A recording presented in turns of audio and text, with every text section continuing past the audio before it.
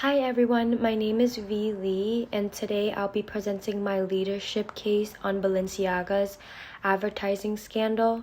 This case explores how one of the world's most influential fashion brands faced a massive global backlash after a marketing campaign went wrong, and how its leaders handled the crisis.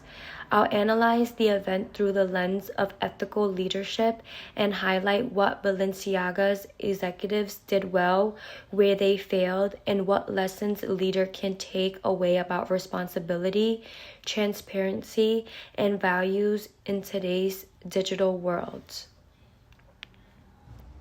Balenciaga was founded in 1917 by Cristobal Balenciaga, a Spanish designer who was known as a pioneer of high fashion.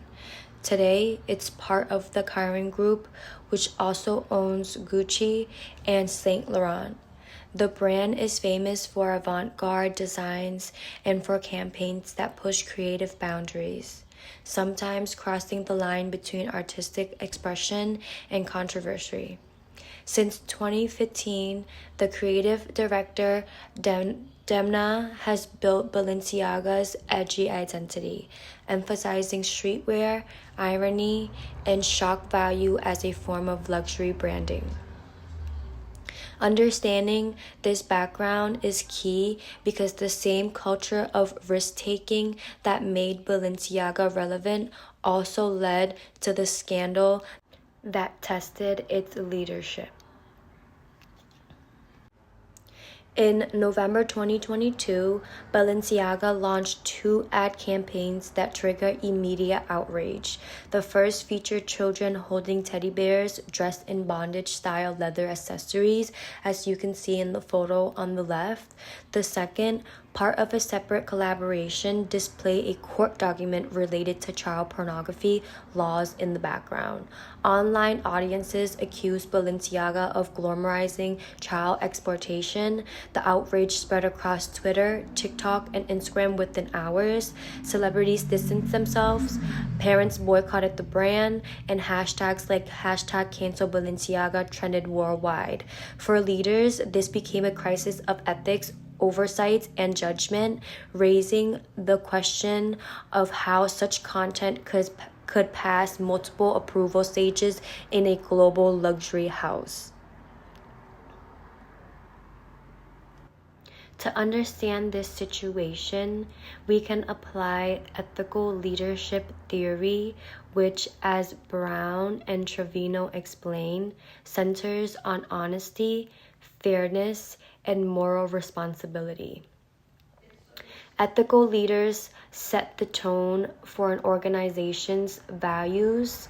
They model integrity and make sure their teams follow consistent ethical standards. At Balenciaga, that moral compass appeared to be missing. There were multiple layers of creative review, marketing, legal, and executive, but no one asked whether the imagery aligned with the company's stated values of inclusivity and respect. This lapse shows that ethical leadership isn't just about avoiding legal behavior. It's about asking, is this right? Even when something might grab attention or sales. When the backlash hit, Balenciaga's initial response made things worse. The company blamed the external production company and filed a $25 million lawsuit, suggesting others were at fault. But that defensive reaction angered the public and made the brand look evasive. Within days, both CEO Cedric Cabot and Demna issued personal apologies. Demna released a statement saying, "I take full responsibility," and promised stronger internal controls. This shift from blame to ownership was essential, but it came too late to prevent reputation damage. An effective crisis leader must respond quickly, transparently, and empathetically. Balenciaga's delay shows how fear of admitting mistakes can amplify a crisis rather than contain it. What went well and what didn't? Let's evaluate the leadership response. What went well? The eventual apology was sincere and globally communicated. The company donated to child protection organizations and worked with advocacy groups to rebuild trust. Karen, Balenciaga's parent company, also created a brand safety position to prevent future ethical lapses. However, the damage was worsened by how slowly the company reacted. It initially framed itself as the victim rather than the accountable party. There was no clear explanation of who approved the imagery or how such a failure happened internally. A stronger ethical culture where employee feels empowered to question a risky idea might have prevented this entirely. In leadership, accountability delayed is accountability denied. So, how could Balenciaga move forward? First, it should establish an ethics review board that screens all marketing content for potential ethical red flags before campaigns launch. Second, executives and creative teams need mandatory ethics and crisis management training so they understand the social impact of their decisions.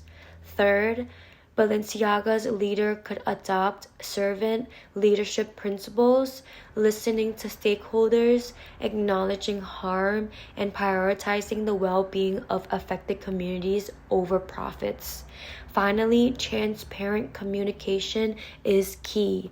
As Bangkok and France wrote in Harvard Business Review, leaders who stay calm, fractional, and open during crisis preserves trust. If Balenciaga had practiced these strategies earlier, it could have transformed a scandal into an opportunity for authentic reform. This case has implications far beyond fashion.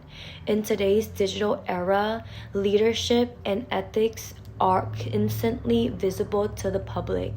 A single poor decision can go viral worldwide within minutes. Consumers expect brands and their leaders to uphold human values, not just create appealing products. For organization, trust is now a form of currency.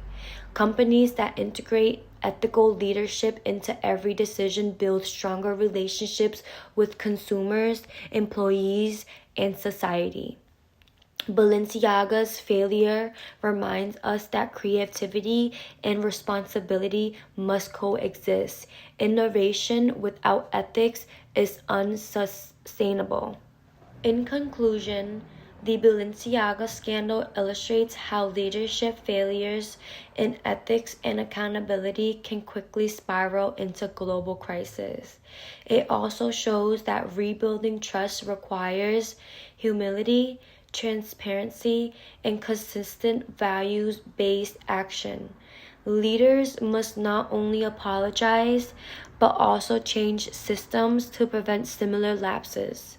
My discussion question for you all is, how could stronger ethical leadership have changed Balenciaga's decision-making and the public's response?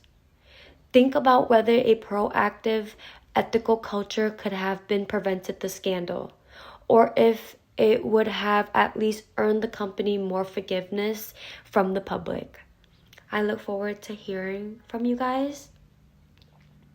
This is my reference page. Thank you for listening.